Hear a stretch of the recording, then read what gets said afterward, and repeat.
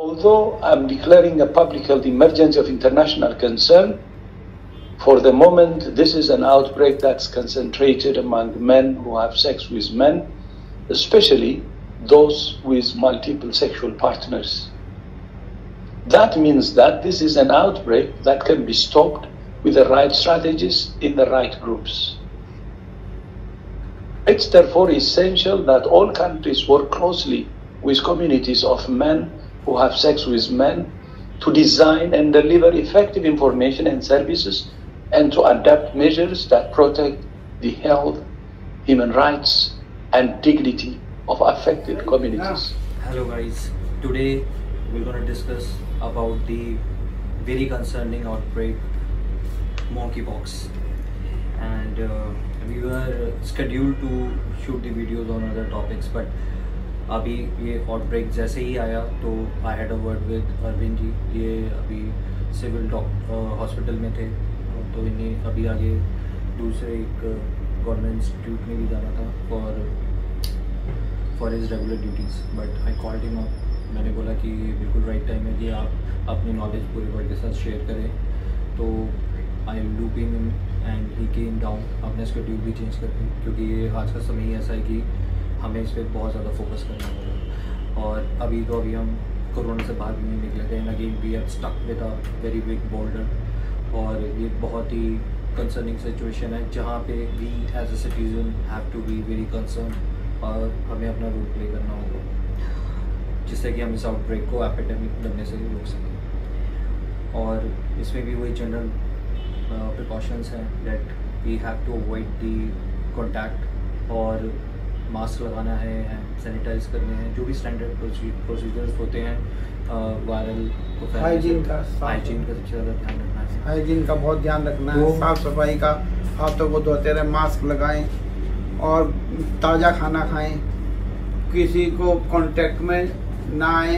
ऐसी स्थिति में, और अपने को सावधान रखें, अलर्ट रखें, और अपने को आहार विहार से ही बचाना पड़ेगा इसको, नहीं तो एपिडेमिक बनने में देर नहीं लगेगी इसकी। इसमें जो लक्षण हैं वो फीवर का, ज्वर और रैशेस हो जाते हैं, और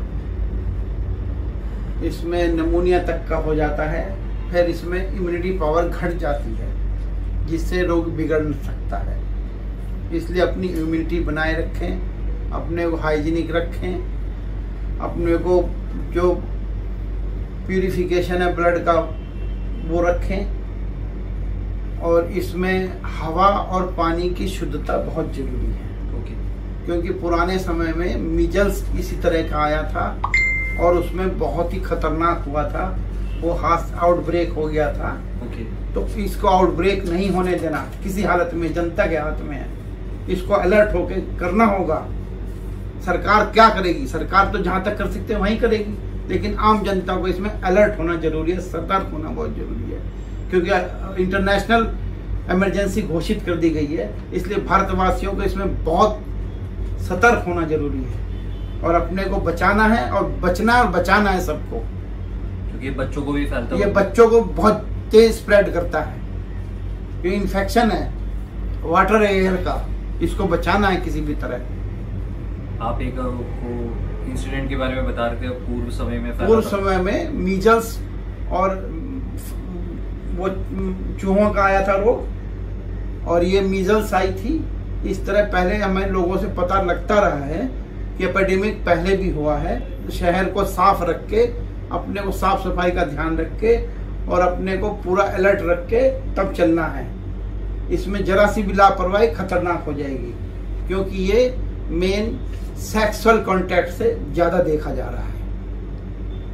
मतलब स्किन टच होती है, जैसे वैसे ये फैलना शुरू हो जाता है। इसके सिम्टम्स भी बहुत डिले आ रहे हैं, बहुत डिले, हाँ 21 दिन में सिम्टम्स आ रहे हैं। तो इसको बहुत अलर्ट रह के देखना है, और कोई भी, मेरी यही अपील है मेडिकल से जल्दी इसका जो भी निराकरण हो सके उसको करें, और सरकार से भी यही अपील है कि इसका निराकरण जल्दी कराएं, और जो रिसर्च हो सके जल्दी इसकी स्टार्ट कराएं, ताकि इसको फैलने से रोका जाए, एपिडेमिक होने से रोका जाए। फिर भी जब तक नहीं है तो आयुर्वेदा क्या सजेस्ट? आयुर्वेदा यही है कि हाइजीनिक रहो, और जो अपनी पुरानी जो नीम गिलोय और अपना नीम को कैसे लगा सकते हैं? मतलब नीम को पानी में उबाल के नहा सकते हैं। ओके। नीम के कोमल पत्ते चबा सकते हैं, गिलोय का पानी पी सकते हैं। माँ सुदर्शन चूर्ण आता है हमारे यहाँ, वो पुराना मलेरिया में काम आता है। मलेरिया भी एपिडेमिक में आया था, वो भी इसी में काम करेगा।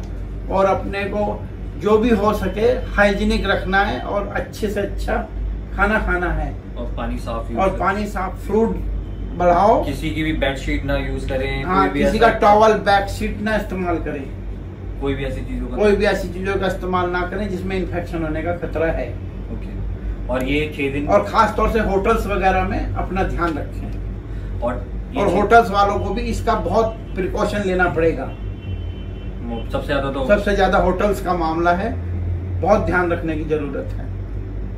घर में भी ये 6 दिन बाद आ रहा है। घर में भी ये आता है, तो इसको आप ध्यान रखें। बच्चों को अपना बाहर ज्यादा ना जाने दें। स्प्रेड हवा से ये स्प्रेड हो सकता है। ओके। हाँ, इन्फेक्शनेबल डिजीज है। ओके। पानी से हो सकती है। ओके। इसलिए मास्क का प्रयोग जरूरी है। ओके। और हाथ धोते रहें किसी भी साबुन से। ओके। साफ सफाई का बहुत ज्यादा, हाइजीनिक बहुत जरूरी है। मतलब नीम नहीं है इसमें जो लगाया? नीम है, गिलोय है, चिरायता है, मंजीष्ठा है, कड़वी दवाइयां ही हैं वो जो इस इन्फेक्शन को रोक सकती हैं। बाकी तो जैसा लक्षण आता है उस हिसाब से उसका इलाज बदलना पड़ता है। धीरे धीरे उसको उसी तरफ ले जाना पड़ता है। जैसे क्षीणता आती है तो क्षीणता की दवाई, लंग्स पे असर आता है लंग्स की दवाई। जो उपद्रव पहले उठता है उस उपद्रव को दबाना जरूरी होता है। उपद्रव है सिफिलिस की तरह भी कह रहे हैं। हाँ, ये जो सेक्सुअल कांटेक्ट हो, सिफिलिस से फिरंग रोग पहले भी आया था। अच्छा। फिरंग रोग के नाम से आयुर्वेद में इसका वर्णन है कई जगह। तो ये इसका ध्यान रखना जरूरी है। तो गाइस, हर तरह की प्रिकॉशन लें, specially when you are going in contact with someone. तो एक डिस्टेंस मेंटेन रखें या फिर हर तरह की प्रिकॉशन लें व्हाटएवर यू कैन।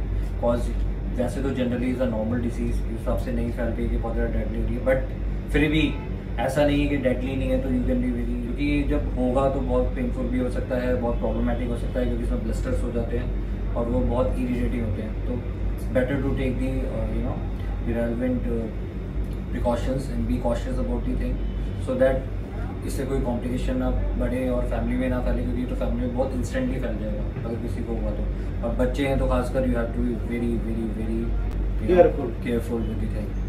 तो कीप वॉचिंग। कल तक परसों तक वैद्यराज जी कह रहे हैं थोड़ी बहुत स्टडी भी करेंगे, तो हमें कुछ रेमेडीज और पर्टिकुलर रेमेडीज बताने की कुछ ना कुछ इसका विधान निकालेंगे जिससे इसका कुछ ना कुछ सोल्यूशन जो हो सकेगा वो समय समय पे देते रहेंगे।